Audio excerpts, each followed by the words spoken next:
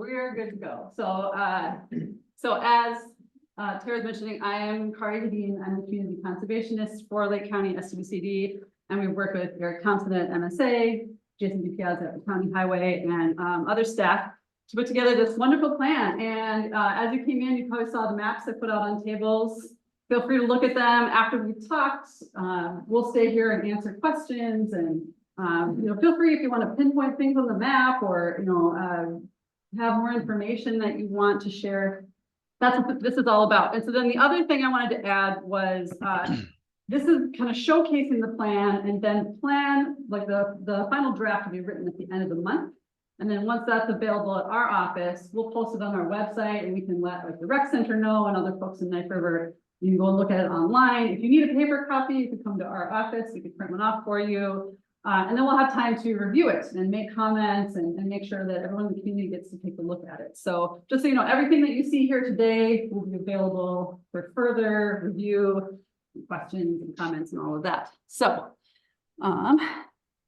just to get started, just a reminder of why we need a stormwater plan. We all were here this summer, for instance, and we experienced a drought followed by a flood. The river rose almost 9 feet in September. It was one of the rainiest months in Minnesota on record. And so it just again highlights this community is prone to flooding. This one wasn't as bad as 2012, but still just, I think it's good to highlight. This is the hydrograph basically showing the river level for Knife River. You can see the beginning of the year is the far left going through to September, where you can see that huge spike. So all that snow melt. But even that snow melt couldn't rival the very sudden rise of the Knife River in September. And it just again shows how prone this community is to damage. And again, you're probably aware these are just two news reports I found online, one from St. Louis County and the other from NPR. And both of them mentioned Knife River specifically about how the river rose, how some of the public gathering spaces flooded, roads nearby washed out, right? So hey, Kari. Very relevant. Yes. Sorry to interrupt. No, it's but okay. if you're recording, I think what you're showing on the screen is not what's being recorded. Oh, thank you. Let's see. I think you're sharing, maybe you've got two screens and you're sharing one of them. Because what I've got on mine is like the presentation ready to be presented. Oh, okay.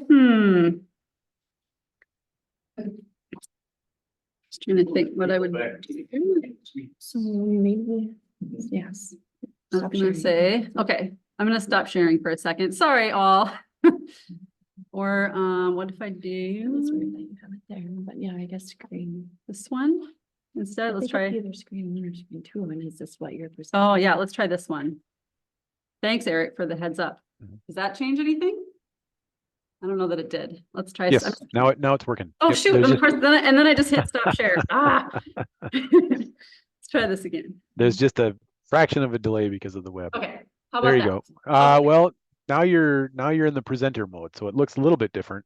That's okay, as long as well, let's see. Actually, there's several screens I can share. One sec. Apologies, we're trying to do very modern things here. Let's try this one. And I've got one other screen I can try. How about that? Yes. Okay, let's keep going. Okay, so yeah, just saying Knife River in the news. And let's see, will it let me advance? If I try this. That might be my next issue is now, there we go. Okay, so today, what we're gonna be talking about at our meeting is just going over again the purpose of the stormwater plan. I think we generally know why we're here. We want to reduce flooding, we want to reduce damage. We want to be able to plan for development in Knife River. Eric from MSA is going to go over the stormwater model. I'll talk a little bit about data collection, and he'll talk about the modeling process and outcomes, and then we'll all talk about next steps. And I couldn't go further without talking about the fact that none of this would have been possible without funding from many different sources, including the DNR Coastal Star Grant, a Minnesota Pollution Control Agency Climate Resiliency Grant, Lake Superior North, One Watershed, One Plan, and Lake County Highway Department. So thanks to all those. Okay, so just a little bit about the purpose. Why build a stormwater model? As we're talking about, weather extremes are becoming more frequent, and even without that, there's still stormwater and flooding concerns in Knife River. And so planning helps us compile that community-wide information on where current flooding is based on your knowledge and then based on the model. And then be able to map that. So I don't know if you saw the map back there. We have 3 different storm intensities that we modeled and mapped. And then from there, be able to propose solutions and get a sense for how much they cost. And then we can use that information. So the plan, and just to be clear, today it's only the plan. This is like that high level overview. If we want to do specific, like we want to plant, or we want to put a culvert here, we want to change the stitch, that's going to be a different design effort. But this at least tells us where we want to focus our efforts and time and money. So a little bit about data collection. We had our first public meeting. If many of you were here in May. There's Eric from MSA. Again, we just gave an overview of the purpose of the modeling. And then talked about kind of the timeline. So here we are at the end, presenting what we've been working on since then. At the meeting, you may remember we had aerial photos and maps of the community. I don't know if you can see the little marks on there, but we had people put sticky notes on and identify flooding issues that we knew about. And then each of those sticky notes had a long written out kind of piece of information corresponding to that. In addition, I don't know if you saw any of the surveyors around this summer, but so our engineering arm of SWCDs is called Technical Services Area 3. So they came and collected information on where are the culverts, how big are they, how deep are the ditches, where are they, how does it all connect? That information is crucial to building the model. And then we also got information from the community. This was sent from a community member kind of talking about their understanding of drainage in the community, and that was really helpful. And so building the model is going to be the next step. And so that's where I'm going to have Eric take over, and I'll just advance the slides, Eric, as needed. Yeah, thank you. So you can see on the screen, we've got an 8-point agenda here, and some of these things we'll go through a little bit quicker and others will take a little bit of time on. But we're just going to talk a little bit about, what is this model? What does it look like? And if you recall back in May, I kind of threw an example up on the screen that said, what does this modeling look like? And this is what we call a 2-dimensional model. So it expresses how water flows across the surface of the earth. And it's much more visual than models used to be, even 5 years ago, certainly 10 years ago, where it was sort of this abstract thing that was on a computer screen and you had to have a lot of expertise to really understand what to put into it, let alone what to take out of it to make sense of it. So a lot of what we're going to talk about tonight in terms of what is this model showing us should be very visual, and as long as I do a good job explaining to you, what the visual landmarks are, it should be really quite easy for you guys to follow along. So we'll talk a little bit about, what did we study? What is this model good for? And maybe what is it not really quite so good for? Although I'll caveat that by saying it's really a pretty good model. We'll look at what are some of the major drainage patterns, which will just kind of help us all get our bearings as we then dive into what does it look like under existing conditions when we get one of these big storms? What can we do about it? And then frankly, what does it look like once we've, laid out some conceptual improvements? And then of course, we've got to get into planning, which is all based on dollars and then coordination with other projects and things like that. And then just at the end, I've got one slide talking a little bit about water quality in the area, stormwater quality specifically. Kari, next slide, please. All right, so this map in the upper left is the total area that we studied, and it's around 670 acres in size. But the little white box in that left graphic is what we're seeing on the right side, and this is sort of what I call the area of interest. And you'll see there's 4 little black call-out button boxes there, kind of going from the top, working our way down. The first one is pointing to the post office off Central Avenue. The next one down is the tennis courts off of Church Road. Then there's the church itself that's right at the intersection of Church and 3rd, and then the community center. And those sort of 4 landmarks, if you will come back to again and again, because it's really that central drainage area where, a lot of the focus of our attention was. But there were other issues identified specifically further down on Central, dealing with the intersections of 3rd Street, 2nd Street, and even 1st Street, making sure that we've got those addressed. And then there are some other areas as well. But one of the things to bear in mind when it comes to sort of regional planning, especially planning that would be done by a municipality, or in this case, a county, they really only have the ability to work within lands that they control. And so a lot of the problem areas, the solution evaluations are sort of packaged in terms of what falls into the right of way. And once it's in the public right of way, how can that be managed? There are instances where work is contemplated on potentially private properties, but that's going to have to be a partnership thing because the county can't really go in there and just do it without either having an easement or some other property rights. And so some of these things are going to be cooperative as well as just led by the county. Next slide, please. All right, so these next few slides are sort of additive, and we'll go through them relatively quickly. This is that first slide that I showed you, just zoomed in, and it shows the entire study area. For those of you, kind of familiar with the area, the gap between the two darker blobs, that's the Knife River coming through. We did look at an area south of Knife River, but when we were working through what we were finding with county staff, there wasn't any real smoking guns there in terms of drainage or flooding problems that were really causing problems or folks had filed complaints about. So we really didn't focus very much on that. It was all kind of on the areas to the north. The total area in this instance was about 467 acres, but that southern area is about 80. So we weren't really looking too much at planning for that southern area. So it's really a study area closer to 380, 390 acres. Next slide. So this is a different view. Now this is the same exact extent, but we've replaced the aerial photo background with what's called a digital elevation model. And this is really the basis of a lot of the modeling that we've done here. And what I'm showing is we took that larger study area, which represented the watershed. So any rain that would fall on the area kind of included in that outer boundary would one way, shape, or form drain through what I'm calling the neighborhood of Knife River. The little blue arrows that we've added kind of show how these little sub-watersheds drain either to the river or to the lake. But the background image kind of shows with the shading that we've applied to it, how the land is generally higher in the north and west, and then it slopes downhill either towards the river or towards the lake to the south and to the east.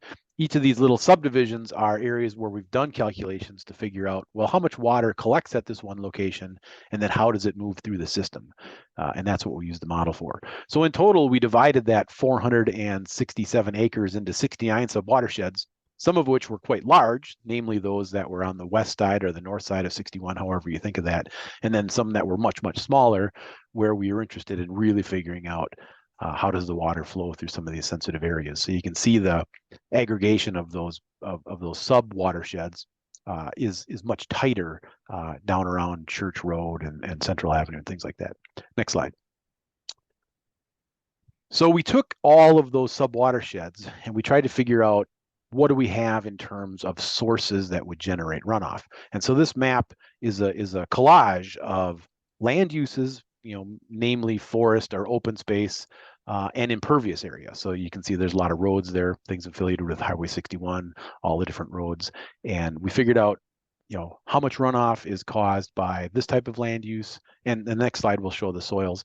This kind of land use on this kind of soil, how much is generated by this kind of impervious area. And how do all those flows then accumulate and move through the system.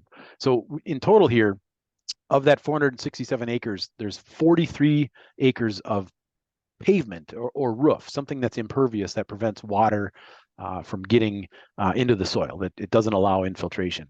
And on one hand, 43 acres is a lot. I mean, if you imagine that a football field is about an acre, within this study area, there's, 43 football fields worth of impervious surface. It's a fairly impressive amount, but it's only about 9% of the watershed. And when we think of human impacts, that's just kind of on the edge of where you really see a notable degradation in water quality.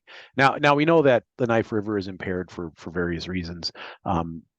Obviously, it's a much, much larger watershed, and there's all sorts of things going on there, which of course are man-made or man-generated in origin.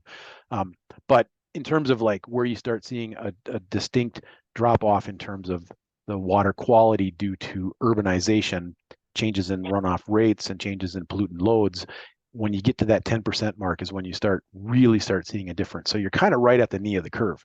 What's really interesting here is to note that one of the ways that you really measure the impervious area is by what's called its connectivity. So does the rain hit the impervious area and run off and go onto a pervious surface where it can kind of spread out and soak into the ground? Or does it hit the impervious area and immediately go into a drainage system where it's conveyed and collected and concentrated and discharged at a much higher rate? And of those 43 acres, 36 of them are effectively connected. And really, those are the different. So, the more roads that are constructed, the more that the roads are designed to collect the water and keep it within the right of way, the more impact you've got. So while tonight we're going to be talking mostly about flooding, there is some issues with the flooding solutions where we're going to be concentrating the flow more into centralized areas, which will potentially exacerbate the effect of this connectedness. Certainly, it's going to reduce flooding, but there may be a trade-off in terms of slightly increasing the risk to stormwater quality. And that's sort of the give and take of stormwater management. There's always some kind of a compromise in terms of what it is you're doing. Next slide, please. So this last slide is a map of the soils in the area that's produced by the Natural Resources Conservation Service, the NRCS. And the soils, for purposes of stormwater, the soils are classified 1,000 different ways, but for purposes of stormwater, the most important classification is something called the hydrologic soil group, and there's generally an A, B, C, and D soil group. A soils are sandy soils, and D soils are really tight clay soils. So, and then there's B and C that are the spectrum in between. A soils infiltrate really, really well. So when it rains, it doesn't produce very much runoff. D soils infiltrate really quite poorly. So when it rains, there's more runoff. You can see by the fact that most of your screen is sort of that darker color of orange, almost shading towards red, that the vast majority of the watershed is a D-type soil. And what I've added there in the annotation in the lower right-hand corner is just a little bit of a numerical quantification of what these infiltration rates look like. And infiltration is measured in terms of inches of water per hour. So I think a really good visual for trying to contemplate this is imagine you're watering your house plant and it's topsoil in a pot, and you pour that water in there and it soaks in immediately. That's a super high infiltration rate. Well, for D-type soils, we're talking about maybe a maximum of 1/2 inch per hour, but more likely closer to 1/10 of an inch per hour. So you're watering your house plant and you fill it up from the dirt to the top of the pot, and maybe that's an inch. It's going to take 10 hours for that to drain dry. That's a really pretty tight soil, and we've got a lot of that here. So while the impervious area, as I said in my previous slide, is not super high relative to other urban areas, we were about 9%. A typical urban area might be 30, might be 40%. Super heavy industry could be 70 or 80%. You're down at 9. You're not helped by the fact that you've got otherwise fairly tight soils that don't really want to infiltrate in terms of larger quantities. Now, that's not to say that there's not sandy layers or things like that. There's all sorts of stuff going on here that describe the infiltration rate, and that's how the NRCS qualifies these things. But it all kind of boils down to this numerical rate that we apply in the model. Next slide, please. All right, back to our agenda. So we talked a little bit about what the study area is and what are all these things that go into figuring out what the flow rates are. Kari talked about how we had a crew of highly motivated people going out there and surveying everything under the sun, getting us information on the drainage system. So we build this model. And before I talk about the model, I want to talk about some of the assumptions we made and some of the limitations that the model is sort of working against. And many of these are not actually the model limitations. It's sort of, this is how we go about this as a practice to provide us a useful tool. Next slide. So the first one to talk about is, we're going to talk about the 10-year, the 25-year, and the 100-year storm. And I'm gonna kind of go off script here a little bit, just to sort of talk a little bit about the nomenclature. So I'm kind of old school. I've been at this for long time, and I was brought up to talk about the 10-year, the 25-year, and the 100-year storm. The way the industry is going is they would rather have me say the 10% storm, the 4% storm, or the 1% storm, because the idea is, when you say the 100-year storm, well, if you had one yesterday, you got 99 years till you get the next one. And we all know that that's sort of a funny thing to say. It's really more like rolling the dice in Vegas. If you roll the dice and you get a 6, it doesn't mean you've got 5 more rolls until you get that 6 again. You could get the 6 the very next roll. And so by talking about percent chances of occurrence, it gives folks a little bit more, or at least it's felt, it gives folks a little bit more of a reasonable expectation of what happens. So the 100-year storm has a 1% chance of occurring in any given year. Doesn't mean it can't occur twice, in 1 year or in successive years. The 25-year storm is a 4% storm, and the 10-year storm is a 10% storm. So back on script, what I really want to show you with this slide is when you do stormwater modeling in the upper Midwest, the most common procedure is you apply this statistical design storm. In this case, it's called the Minnesota MSE3 rainfall distribution.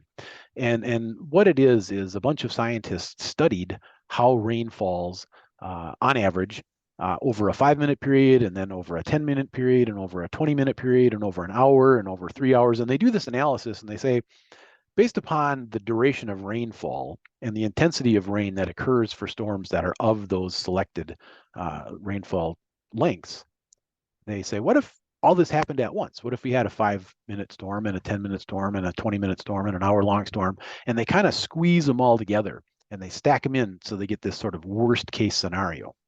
So that graph on the upper right kind of represents rainfall intensity. So we're talking about a 24-hour storm, but from hour 0 to, I don't know, maybe hour 8, there's not really a whole lot going on. It's just kind of a drizzle because it's these lower intensity, longer duration storms that the model is simulating.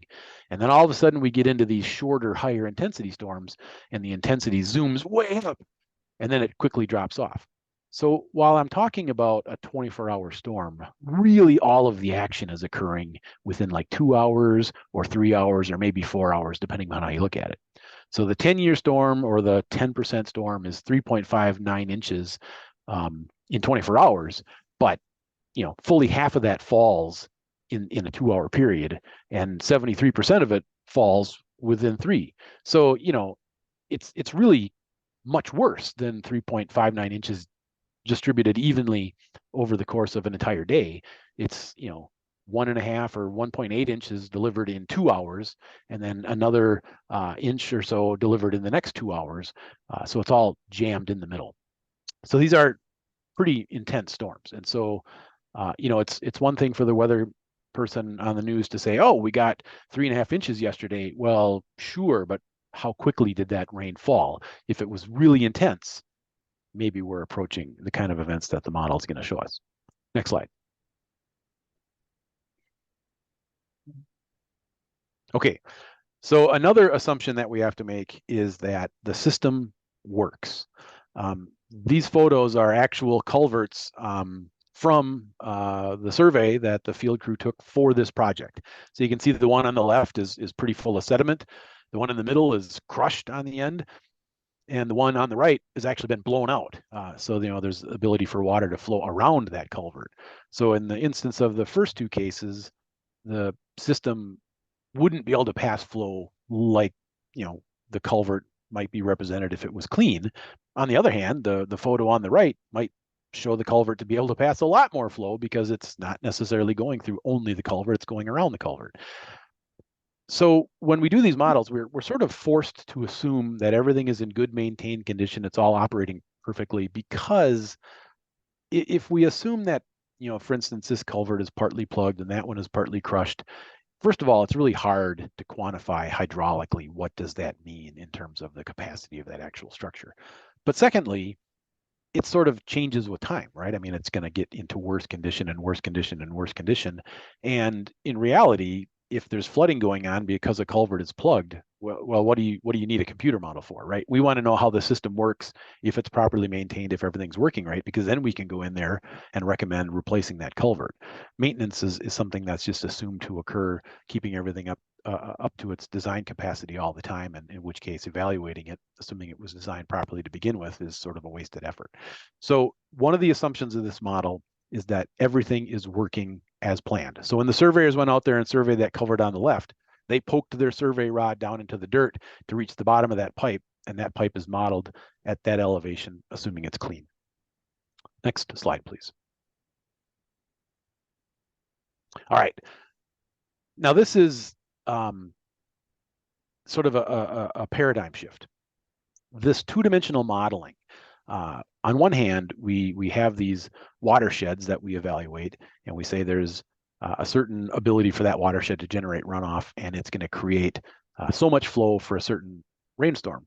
And that flow is going to accumulate in the watershed, and it's going to flow through a pipe and go through the system according to the hydraulics of that pipe system, of that channel system.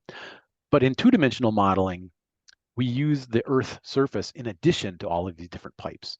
And the models are really quite sophisticated, but there is a practical limit in terms of how much data can those models incorporate into their solution. We don't have, Big Blue. We don't have a supercomputer running all this stuff. I mean, we do have frankly, a specially dedicated computer for this because of the computing power that's required.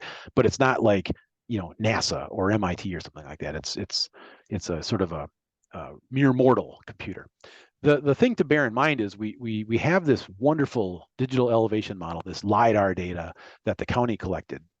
And it gives us information on what does the ground surface look like across a large area. And I think the way to envision this is, so imagine all of you are in that room, and I come out and I drape a sheet over all of you. So the details of each of your individual heads and each of your individual shoulders and the chair backs and all that stuff kind of get washed out because that sheet is draping over all of you. Well, that's what happens to the digital elevation model when we put it into this computer. It takes that sheet and it sort of averages everything out into a flat square. And that's the image on the left. This is the world of Minecraft. My son plays this game and he builds worlds, and everything is depicted as a bunch of cubes that are stacked together. And if you stack the cubes high, then you've got a mountain. If you lay them out flat, then you've got the plains. That's how the model sees the world in terms of Knife River. The photo on the right kind of gives you a contrast. So this is an actual photo from the Knife River area, and this is not selected to depict any particular issue. It's just to kind of indicate, you can see how the driveway in this instance is raised up from the ground around it. There's a little retaining wall holding that parking area. Well, the model has looked at the Knife River area in 10 by 10 foot squares. So all the topography has been reduced to 10 by 10 foot squares, and it goes up and down according to how the lay of the land goes. But those 10 foot squares, they don't line up always exactly precisely. For instance, with the corner of that parking area, that 10 foot square might overlap it a little bit, in which case it averages all of the elevations within that 10 foot square to assign that square a single number.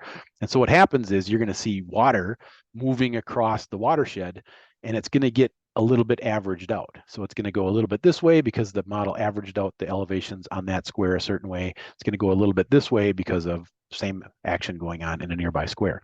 So while the model is really quite powerful and quite accurate, the precision is down to about 10 feet. So if the water is getting close to something and we're saying, oh, watch out, there's flooding going on there, just because the water is right exactly precisely there doesn't mean that there's flooding right exactly precisely there. But we can get an idea that water gets really close. And then, as Kari pointed out, because this is the planning level study, when it comes time to do the design, then you go out and you get some more detailed information to validate what the model results are showing you. I know this kind of sounds like a lot, and it sounds like maybe I'm backing off of the accuracy of the model. I'm not really. I'm just trying to give folks an understanding when we show you the maps, what to take away from them, because it's really a good model, and we're really pretty excited about what it's showing, because I think it bears out a lot of the facts that folks told us at the meeting in May, and some of the stuff that's been documented by property owners, in the course of the last few years and months. Next slide, please. All right. Another limitation of this model, and this is really not a limitation. This is like something that you get to do extra. This model is not calibrated. What I'm showing you on the screen is a model just like the one we did for Knife River. This one's for a much larger community that got hammered with a 1,000-year flood. And because it was such an extreme event, without even really having any sort of group planning, different municipalities their surveyors just went out and surveyed high water marks. And so we built this model to help them figure out what went wrong and how can they address these drainage issues so they don't flood this bad in the future. And so what we did was we had these surveyed high water marks, those little black dots that you see on the map, and we adjusted our model input to make the flood inundation match those boundaries a little bit better. But I'm being a little facetious because in reality, for this model, we didn't have to match anything at all. We ran the model using our base input, the exact same stuff that we did for Knife River, and these are the results we got. We didn't actually have to calibrate it. It was that close to begin with.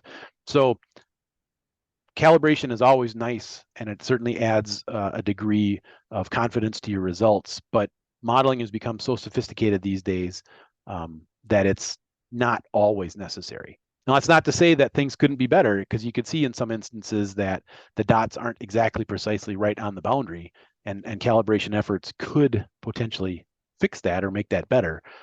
But it just goes to show that, we're really pretty close without having to do any of those calibration efforts. Next slide, please. All right. Now we're kind of getting into the end of this part of the discussion. One thing I just wanted to bring up is this is a surface water, a flooding model, and it's based upon rainfall hitting the earth and moving across the surface of the earth. It doesn't have any ability to address groundwater related issues. So, a certain portion of the rain soaks into the ground, and if enough of that soaks into the ground, it's going to want to move through the ground, and it could cause problems with folks' basements or foundation walls and things like that. That's just not anything this model has the ability to address. So if you're having problems like that, if your flooding comes up through the basement floor, or it happens, not during the peak of the event, but sometime after the event, that's not something that this model is going to be able to predict or necessarily recommend solutions for. It's not that kind of a model. Next slide, please. All right. So the last thing, and again, this is not really related to the model, but this is related to the process. This is a study process issue. So this is what we're calling the modeling planning level study. So we're going to look at a watershed, and that image on the left is another study that my firm did, very similar to this one, kind of a small neighborhood with some pretty serious systemic drainage issues. And we were hired to do a study that said, hey, what can we do on a big picture level to control runoff? And these are not necessarily details that you care about because it's specific to the project on the left, but you can see there's a blue blob and there's a blue swish line and a green swish line and some other things going on there. Just like with this project, we said, hey, if you build a detention pond here, if you improve the pipe drainage here and improve a swale over here, you can get that water out of the system better, or you can at least manage the water better, and it will solve your problems. Well, that project, much like this one, was a planning level study, and then it went into a feasibility design study, and then finally it went into a detailed design study and resulted in what you're looking at on the lower right-hand corner of the screen. That's a detailed plan. That's a clip from an actual set of construction plans that was given to a contractor to say, build this detention pond because it originated as part of the plan. So what we've got for you tonight is more the blob swishy type stuff.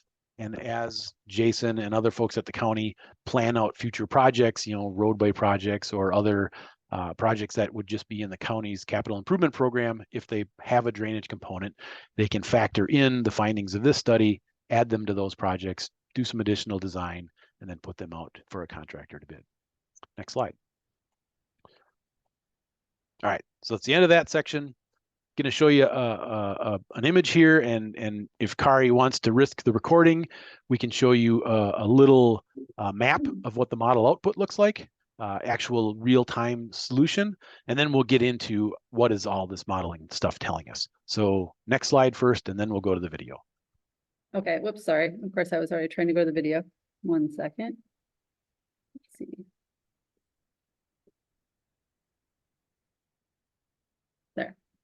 All right, yeah, so this is your first glimpse of what the model results look like for Knife River. Now, this is just focusing in kind of on what I'm sort of in my mind calling the downtown area. I know that's not really quite accurate, but you can see there, you got Church Road, Central Avenue, and East 3rd Street, and there are these blue swooping lines that come through. what this map is showing you is something that's called a hazards map. And what it is it's an amalgamation of flooding depth and overland flow velocity. The idea being, if you're doing stormwater planning, you can get yourself in all sorts of trouble by wandering into water that's really deep, but you can also get yourself into trouble by wandering into shallow water that's flowing at a high velocity, because it'll sweep your feet out from under you, it'll wash you away. And so by looking at a combination of flow depth and flow velocity and plotting those on a map, you can kind of say, well, where is the water accumulating and where is it going? And so you can see the blue swooshes. There's some water coming up from, by the post office there, coming through the valley, if you will, between the post office and the tennis courts. There's some water that wants to come through the intersection of 3rd Street and Central Avenue. And both of those, if you look, want to cross over the right of way of 3rd Street. But 3rd Street's in the way, and that water by design wants to be brought kind of towards the Church Road intersection. But when the conveyance isn't there to do that, it wants to hop over the road and flow overland. So this kind of gave us our first picture of what's going on. Fleshing that out a little bit further, you can see how the water on 3rd Street wants to turn the corner and go towards Church, where the church is, but it can't quite make it, so it starts accumulating around the church footprint. Similarly, coming in from the south and west, you can see the water that flows towards the east, towards the community center, and then fills up the little parade ground there where you've got where you have the little huts and you do your trade shows and your public fairs. So this isn't in itself a result, but this sort of gives us some educated opinions about what does Mother Nature want to do. And given that I started this whole discussion by, the county can really only easily work within publicly owned lands, how do we kind of marry the two? Because Mother Nature always wins, but we can only do what we can do. So we're looking at improvements along 3rd Street, improvements along Church Road, improvements along Central Avenue to try to work with the way Mother Nature wants it to go. All right, so that's enough of this. Kari, if you can show the slide. These, by the way, are 100-year results or 1% results. And Kari is going to hopefully successfully show a small, short video of 100-year conditions, how the model simulates how water accumulates on the watershed and moves through the watershed. You'll see how it starts out a little speckly, and then as the rainstorm becomes more intense, it starts to aggregate, becomes larger, and then eventually goes away. And then, between the slide I just showed you and that video, the next slides I think will make even much more sense. So I've got the video running now. I've just got it looping so you can kind of see it multiple times. This is the 100-year storm. Fast. So I don't know, it's pretty cool. I'll just let it play a couple times to get a sense for it. And it gets at what Eric was talking about, that intensity of the storm kind of happening in a more compressed time frame. All right, I'll play one more time.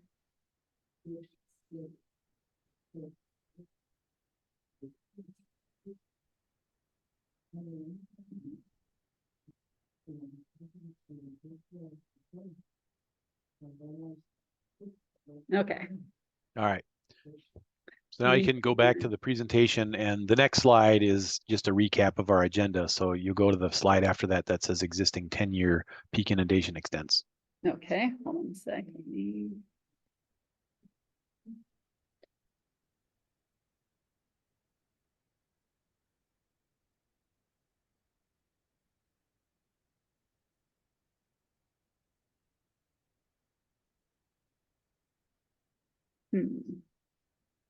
There it goes. Just took a minute. Yep. Okay. Yep. So actually, I think we're on the other screen again, at least as far as Okay, hold on. This thing is strange.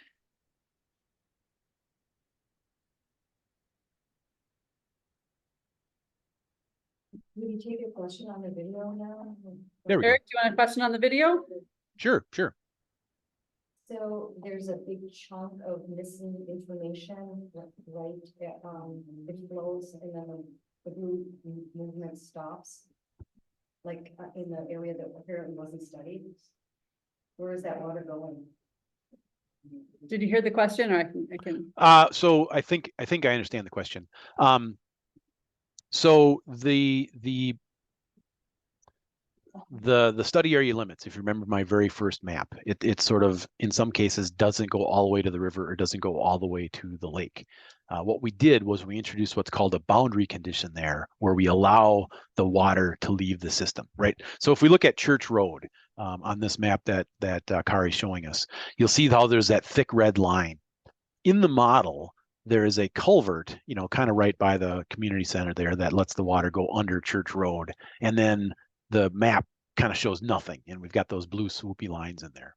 That's what we call the boundary condition. We're like, all right, from this point down, we're just going to let the water go. We're not really concerned that the accumulation of water there is going to necessarily cause problems or be something that's got to be dealt with. Although, if these improvements are put in place, it's going to be really important that they are tracked all the way down to their ultimate point of discharge. It just wasn't a location where either we had concerns about representing the flooding or we had concerns that we needed the model to support a design. So for instance, that culvert that goes under Church Road there, the one I'm talking about, the model will tell us how much flow is getting there. Downstream from that point, there won't be an accumulation of a whole bunch more flow.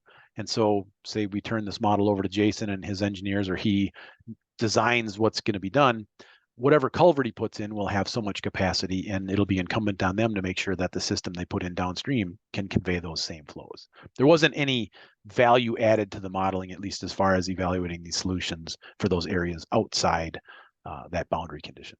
And Eric, if I could add, we weren't looking at flooding from the Knife River itself. We're looking at the flooding or the stormwater flowing through the community. The flooding of Knife River is due to the entire large watershed of Knife River. That's beyond the scope of this study and also kind of beyond our control on some level. Yes, thank you. All right, you can go to the next one. Now, this is another couple of slides that I think Kari will benefit by kind of advancing through them one way and then kind of backing up through them. So this is a series of 3 slides. This one shows the 10% or the 10-year peak inundation extents. The next one is the 25-year, and the next one is the 100-year. The 10-year is often looked at because in urban areas, where you've got streets with curb and gutter, you generally want the water to be contained within the street for the 10-year storm. In areas where you've got rural section roads, like you have here, you generally target the 25-year storm to collect the water because you've got a little bit more to work with, and a swale on either side of a road will almost always have more capacity than a pipe under the road. I mean, you could always put in a 10-foot diameter pipe, but you don't, it's too expensive. So the 25-year storm is evaluated for systems that are kind of drained via open channels. And then the 100-year storm is the storm that folks generally gravitate towards when they're trying to protect private property from flooding. You want to make sure that buildings are protected from 100-year flooding. And to a degree, you want to make sure that major roads are safe passage for emergency vehicles during the 100-year storm. What happens a lot of time is these standards kind of get blended together, and in situations where you've got an existing system and it's not working, the 10 and the 25-year event just sort of become educational, and you end up focusing on the 100-year, which is what we did for this project, because we know that there's issues, and so why bother sizing a system for the 10-year or the 25-year when you got to deal with a 100-year storm?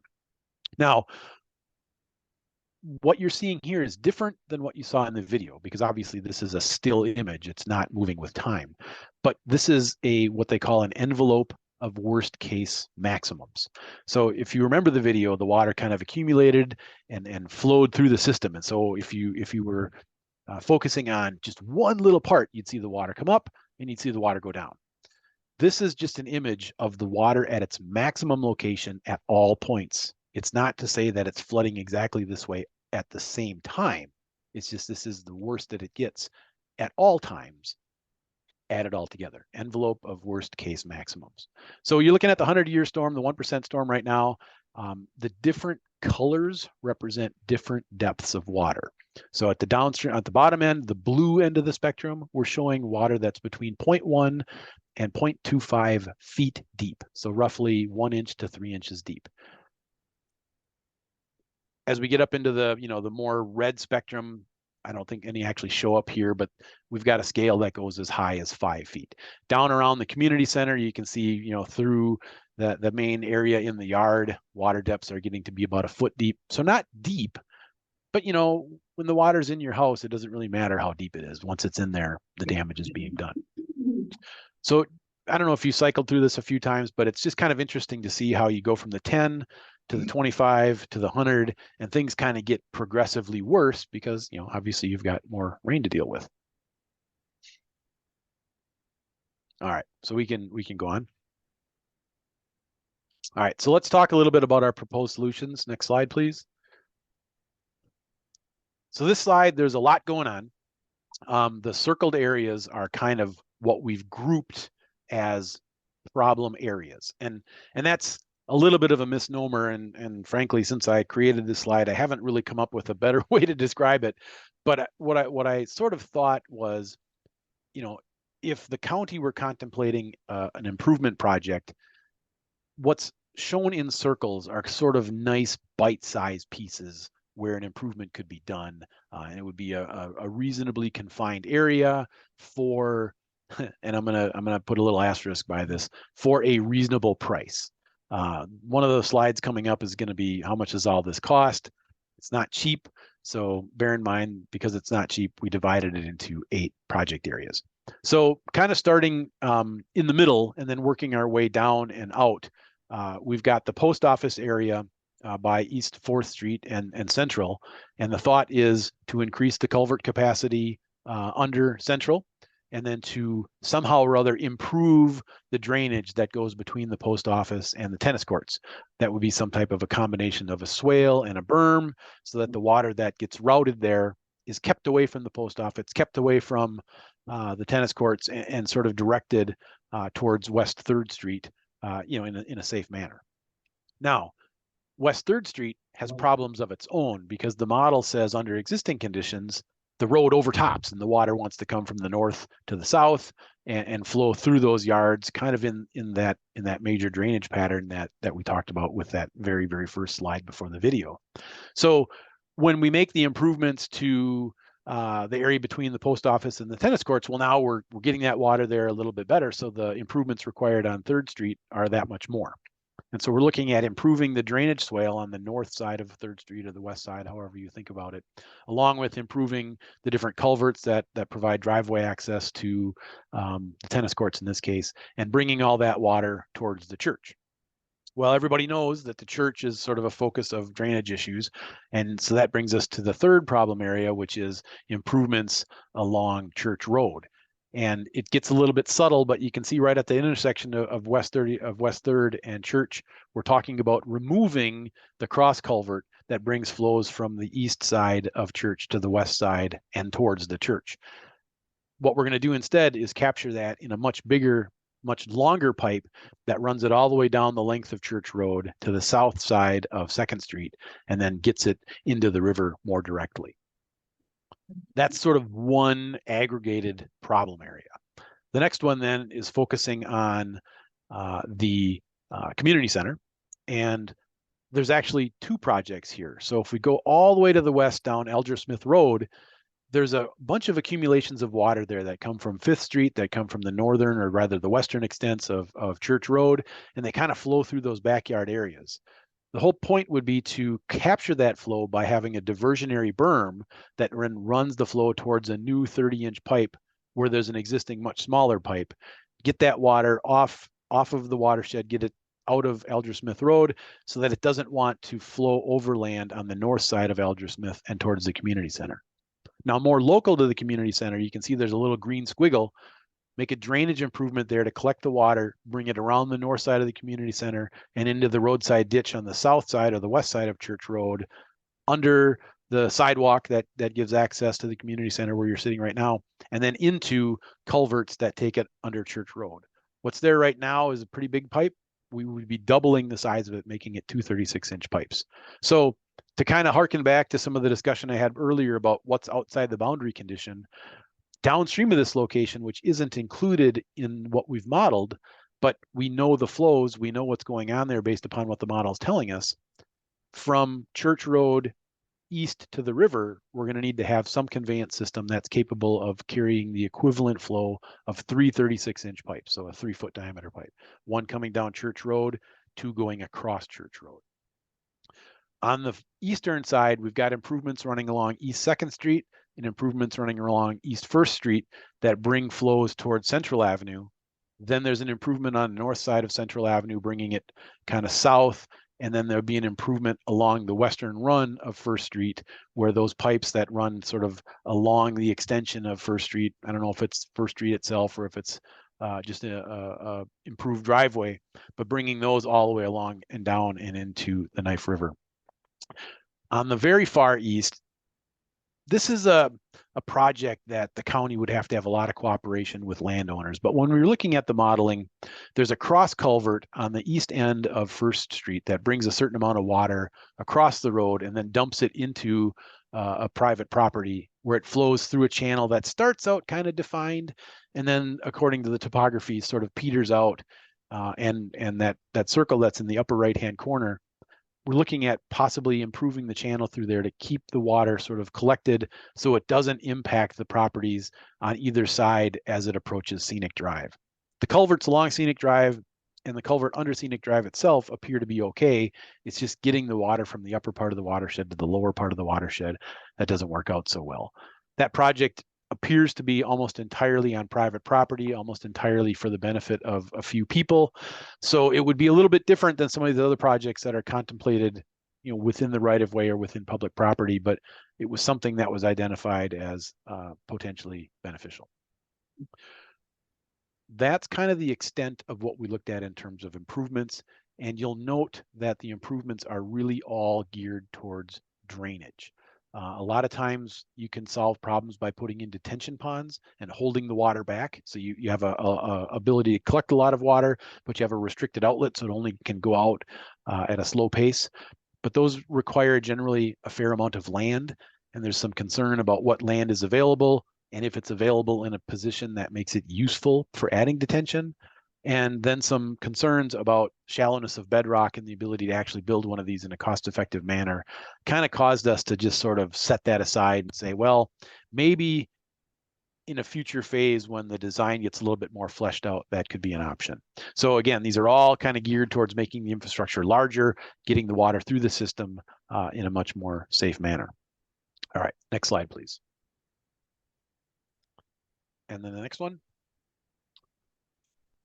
All right, so this is the existing conditions 100-year event again. And again, we're only looking at the 100-year for purposes of identifying all these improvements because it's really flooding that we're trying to address, not necessarily roadside drainage, although obviously roadside drainage will be improved with these solutions we're looking at. So there'll be sort of a toggle here between existing 100-year inundation and proposed 100-year inundation with the solutions. Now this gets a little bit busy because this was sort of a map work in progress. And for the report, some of the detail will be removed. But if you go to the proposed for a second, you'll see that there's these little halos that have been added. So there's like a little thin blue outline in some of those locations that represents the existing conditions floodplain boundary. So you can have a little bit more of a comparison of what it was versus what it is. This is really set up more for a report where you're looking at something on paper and you don't have the ability to just switch the screens like Kari's doing for us right now. So it gets a little bit busy, but you can see the extent of the flooding goes away to a really large extent. It's not 100% perfect solution because again, there are some approximations to the way this model works. Remember, it's reporting results on a 10 by 10 square. And in some cases, those squares sort of wash out stuff. And so it makes the flooding look wider than it might really be. And we're also showing flooding only of water that's 1/10 of a foot and greater. So in some instances, the water peters out because it just gets so shallow. And at that point, the model says, I don't know if I want to represent what this actually looks like. So there's instances where the floodplain just sort of disappears.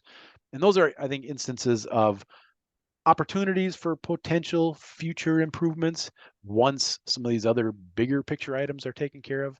But more likely, it's an instance of just, hey, the model's got to move the water through the system. And when it rains, everything is wet because it's raining on everything. It may not really be indicative of there being a problem there. All right, so if you ready? We can go to the next slide. All right, so cost estimates and project planning. Go ahead.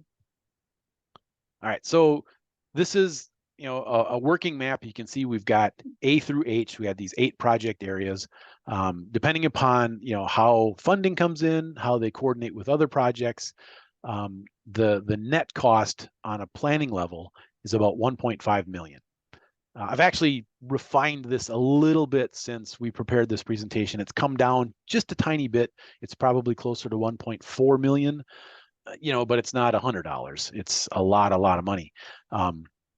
It includes estimates for doing the engineering design and what we call a contingency for details that we just don't know about. You know, you plan out a drainage project and shoot, turns out that there's some other utility conflict, or, you know, heaven forbid, there's some sort of an archaeological point of interest and you can't do the design you want. You've got to have an extra set aside for making design tweaks to address these things that you don't know about at this time. So that's the contingency.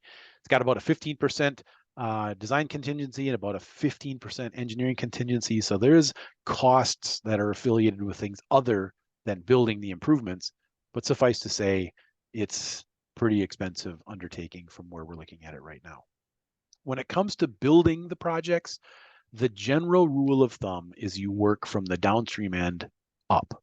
So, you know, you can imagine you've got a flooding issue. If you put in a big pipe to take care of that flooding problem and you rush all that water downstream, folks downstream that may not have had a problem are now going to have a reason to be upset. And so you work your way from the downstream end and up. And as you add those improvements, the downstream improvements have to factor in what water will come from upstream areas when those areas are improved. So you generally plan from downstream to upstream. But that's not always the case. So for instance, if you look at on the image on the left, Project E, well, that's upstream from Project D, but because it's working to reroute water away from Project Area D, that one could be done sort of out of sequence. There's planning that goes into these things. It's not just, I want to do this because that person is, you know, yelling the loudest. It's got to be brought in. But there are things that can cause one project to be a standalone as opposed to being part of a bigger project. But of course, everything is going to be dependent upon when the funds become available and if it's coordination with other non-drainage projects.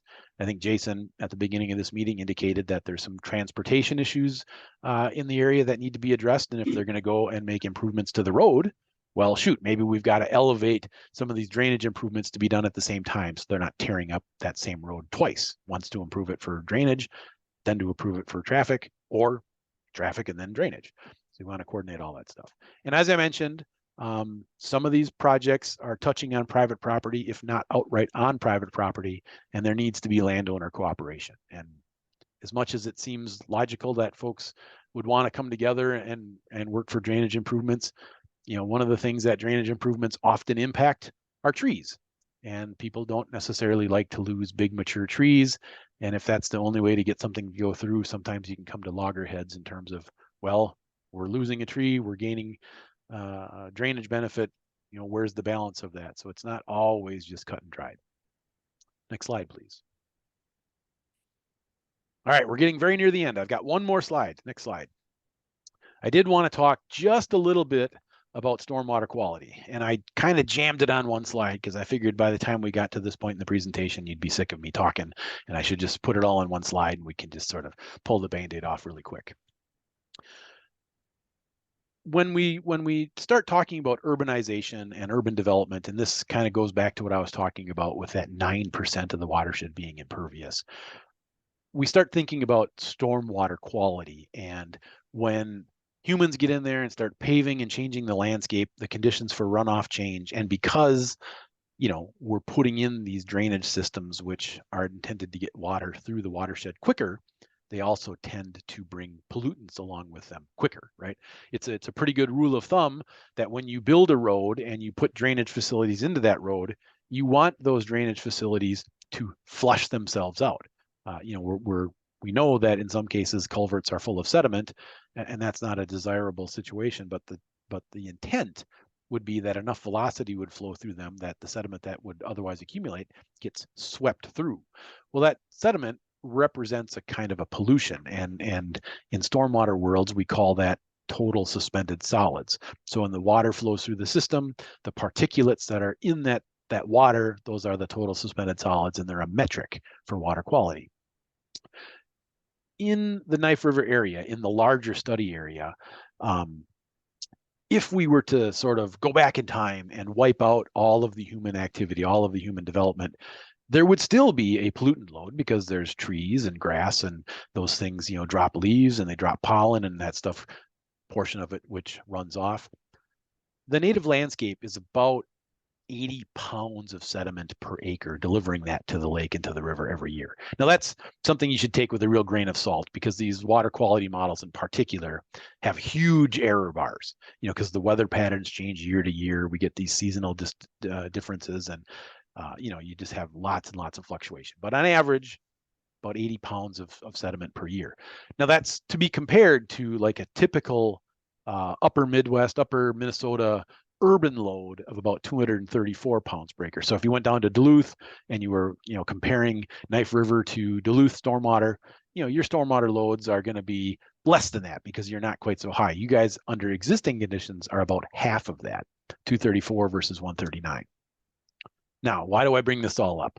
Well, water quality and improving water quality is always a component of stormwater management, certainly more and more as the science and as the attention to stormwater quality is evolved.